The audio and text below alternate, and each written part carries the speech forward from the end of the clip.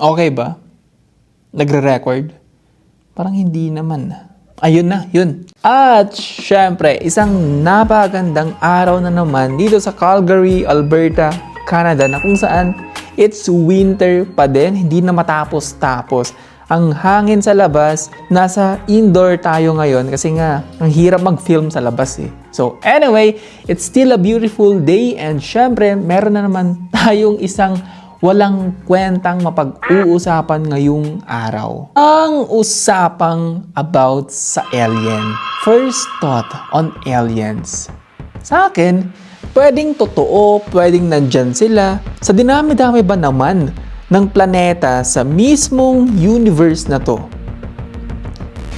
Baka meron, 'di ba? Ngayon, eto ba yung typical na alien na tulad ng pinapakita nila sa Hollywood, sa mga movies, sa mga documentaries, na kulay gray siya na alien o kaya kulay green, malaki yung mata, tapos malaki yung ulo. Parang ako yun ah. Ako ba yun? Eto. Meron tayong 300 million habitable planets. Meaning, potentially, meron talagang aliens sa 300 million na yon. Or kung wala man talaga, okay, tayo lang, ang Earth lang talaga ang merong living things. Hindi ba nakakatakot din yun? Like, what? Sa dinami-dami, millions upon millions na mga planeta, mag-isa lang talaga tayo? Wow! About sa evidence nga kung totoo nga ba ang mga aliens. So, according to Mexico, may ipinakita silang fossilized na picture ng isang alien. Parang ganito lang ata kalaki. O kaya ganito. Maliit lang eh. Na kung saan, yun na yung evidence ng alien daw. Pero syempre, as usual, ang dami pa din. Madami yung hindi gustong maniwala. Baka daw prank lang yun, baka hindi totoo. Hindi mawawala yung mga conspiracy theories, speculations na baka hindi nga daw totoo. Ang isa pa, sa isang pinaka-misteryong, architecture, landmark sa buong mundo, ang pyramid sa Egypt. Ngayon, eto yung isang ako mismo, 2,000, 3,000 years ago, nila ginawa, itinayo. At that time, anong klaseng equipment yung ginamit nila para ma-build itong mga napakalaking batong to na magkapatong-patong to the point na mabuo nila itong napakalaking pyramid na to? Like, ewan, diba? Kaya ngayong mga tao, madami ang hindi convinced na sa tingin nila, hindi daw Egyptian yung mga gumawa, kundi mga aliens. Kasi nga, imposible naman, 'di ba? 3,000 years ago, etong landmark na to, itong pyramid na to, ginawa nila ng anong klaseng equipment? May barena na ba dati? 'Di ba? May mga advanced ba na tools silang ginamit? Kaya dun pumasok yung aliens. Ewan, pwede, hindi ko alam. Eto pa, yung mga kumakalat na mga pictures, mga videos ng UFO. Ano bang meaning nun? Unidentified flying obstacle? Object. So, yung mga UFO na to, hindi lang naman siya kumalat ngayong may mga AI na, ngayong internet era, hindi naman eh. Kahit nung 1950s, 1960s, may mga pictures na, may mga usap-usapan na about sa flying saucer na to. Ayon sa depictions about sa mga movies tungkol sa mga alien, may mga mababait na alien. Tulad ni, sino ba yun? Yung si Paul. Napanood ko yun eh. Magandang movie siya. Maliit lang siya na alien. And hindi ko na siya i-spoil. Pero somewhat comedy yung movie na yun eh. Na may pagka-drama din siya bandang huli. Anyway, may mga mababait na alien, meron din yung hindi masyadong mabait, 'di ba? Tulad ng mga nasa movies. At syempre, hindi mo maiiwasan yung mga taong nagsasabi na baka mismong ang government, world leaders, alam nila na may alien and then somewhat na gini-gatekeep siya sa tao. Tulad nga nung ginawa nilang 2019 raid sa Area 51 na kung saan kilala, 'di ba? Kilalang kilala ang Area 51 na nandun daw, pinoprotektahan daw ng US government, yung mga aliens sa facilities na yon. Kaya ang daming seguridad, ang daming mga military officers na nagbabantay sa mismong base na yon. When it comes to government, hindi naman nila aaminin kaagad eh. Diba? Hindi naman nila aaminin kaagad na yes, totoo nga na may aliens. Kung meron mang aliens talaga,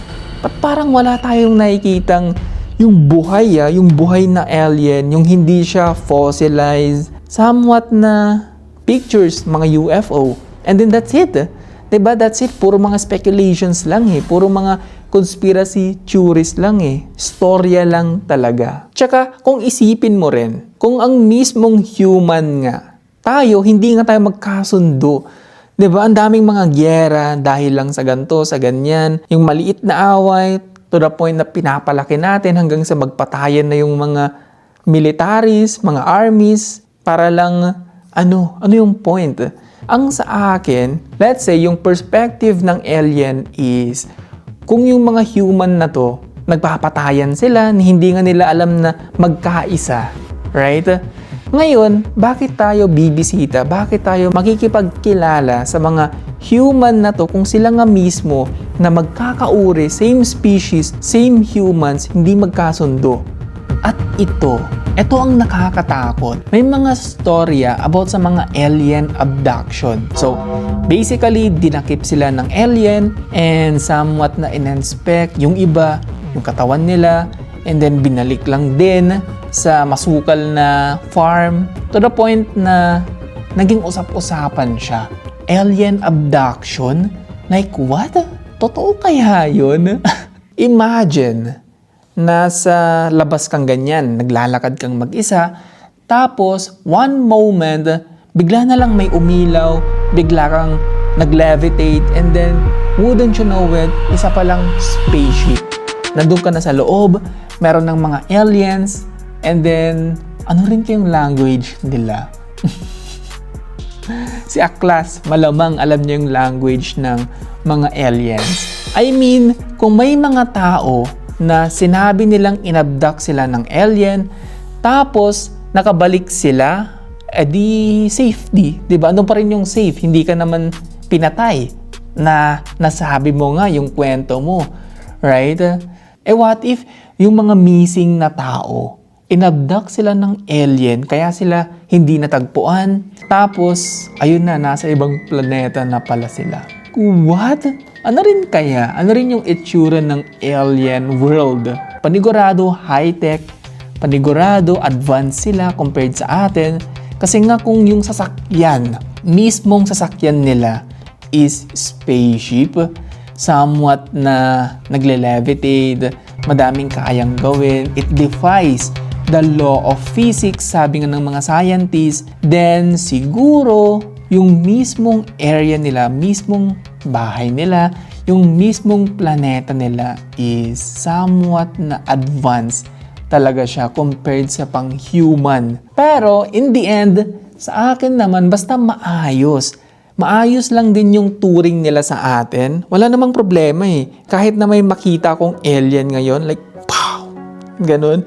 Hindi ko naman alam language nila eh. Basta kung maayos lang din yung touring nila sa mga humans, then good. Makipag-friends tayo sa kanila. Nakakatawa kasi pati pala si Mr. Beast, nakisali din doon sa raid. Ewan. So, if ever, let's say natuloy yung raid na yon, pinasok ng mga tao, mga civilians, yung base sa Area 51, what if may nakita nga silang alien? Sa akin lang, hindi ako yung sobrang excited na makakita ng alien. At the same time, andun din yung curiosity. Tama ba yung depictions sa mga movies sa itsura ng alien? Malaki yung mata, malaki yung ulo, tapos somewhat na payat yung katawan. Hindi ba parang ako lang din yun ah? What if alien pala ako? Ano nga rin yung magiging benefit ng humanity if ever nga na napatunayan na may alien? Gaganda ba yung buhay natin? I think oo. Lalo na kapag sinabi nila yung mga secrets about sa advance na technologies ng mga alien?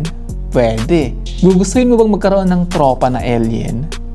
Malamang oo, 'di ba? But in the end, ang daming mga somewhat evidence daw about sa aliens, about sa UFO, about sa mga living things sa ibang planeta, but at the end, hindi pa rin siya yung sobrang, I guess, sure na evidence na totoo ngang may alien. Ang sa akin lang, maganda siyang pag-usapan, curiosity, right?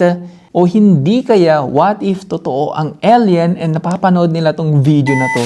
Sa sobrang high-tech, advanced ng technology nila, kaya nilang, anong tawag doon? Yung subtitles? Kaya nilang matranslate yung Tagalog into their own language. If ever man, napapanood to ng alien, then shout out sa'yo, I guess. At syempre, dito na nagtatapos ang ating walang kwentang usapan. See you next time.